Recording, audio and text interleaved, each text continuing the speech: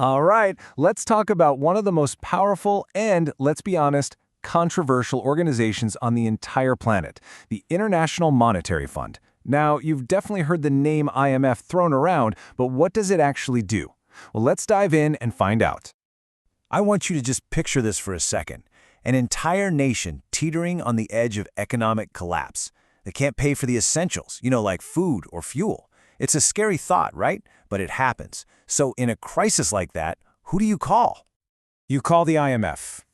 Seriously, think of it as the world's financial emergency service. It's an organization designed specifically to prevent global economic chaos. But what does ensuring stability really, truly mean in practice? Okay, let's start with a really simple but powerful analogy. The IMF is basically the world's economic firefighter. When a country's economy is just engulfed in flames, we're talking hyperinflation, a massive debt crisis, the IMF is the one that shows up to try and put out the fire.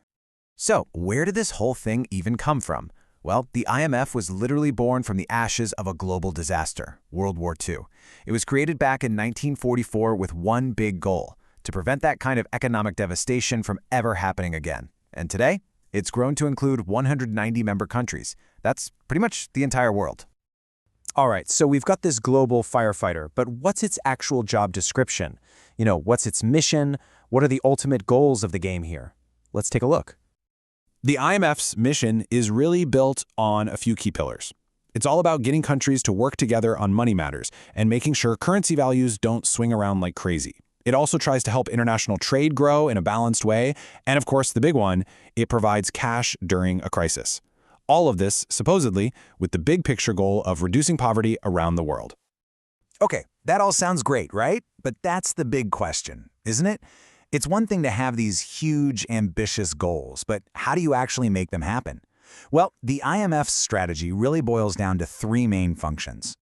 First up, the one everyone knows about, financial assistance. This is the firefighting part, providing massive loans to countries in trouble. Second, it acts as a kind of global economic watchdog. They call it surveillance, basically keeping an eye on every member's economic health to spot problems before they explode. And third, capacity development, which is a fancy way of saying they offer training and expert advice to help countries build stronger, more resilient economies from the inside out. So now we know what it does. But the how? Oh, that's where things get really, really interesting. Let's dig into the actual rules of engagement for this powerhouse institution.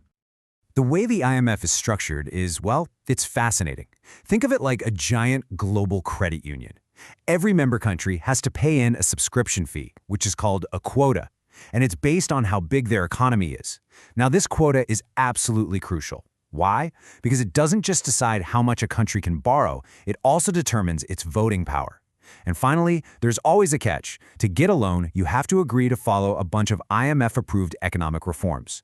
They call this conditionality, and it's a huge deal. And this chart right here, it shows you exactly how that voting power plays out in the real world. The United States holds the biggest slice of the pie by far, giving it a massive amount of influence over any major decision. Just for perspective, you can see the share held by a huge economy like India is much, much smaller. This unequal setup, well, it's one of the biggest controversies surrounding the IMF, and there's a constant debate about giving developing nations a bigger voice at the table. All right, enough with the theory. Let's see how this all works in practice. And for that, we're going to look at a really pivotal moment in India's economic history. India's story with the IMF is, well, it's a real roller coaster of transformation.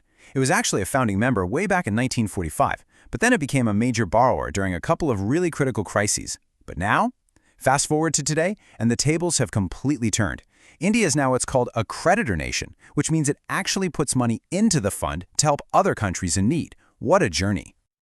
So, let's go back to 1991.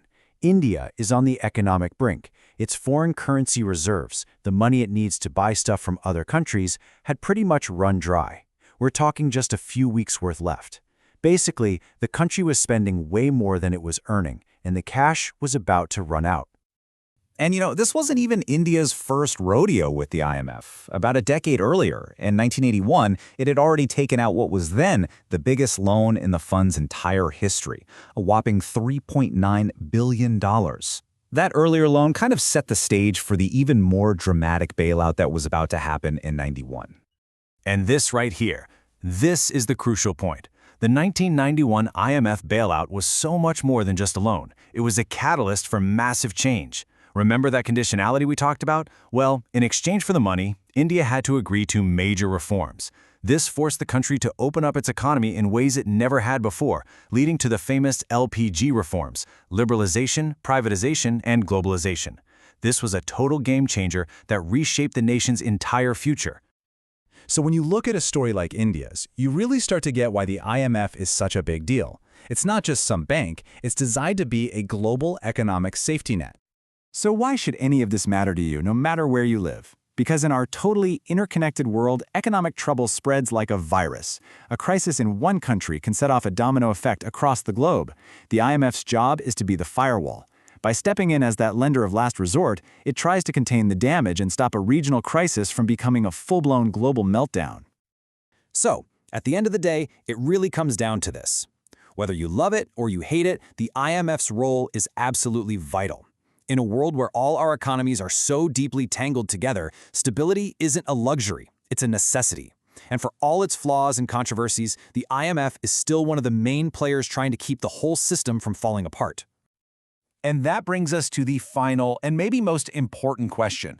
The world today looks nothing like it did in 1944. The challenges we're facing now aren't just about trade deficits. They're about huge things like climate change, the rise of digital currencies, and deep systemic inequality. So, how does an institution born out of an old world crisis adapt?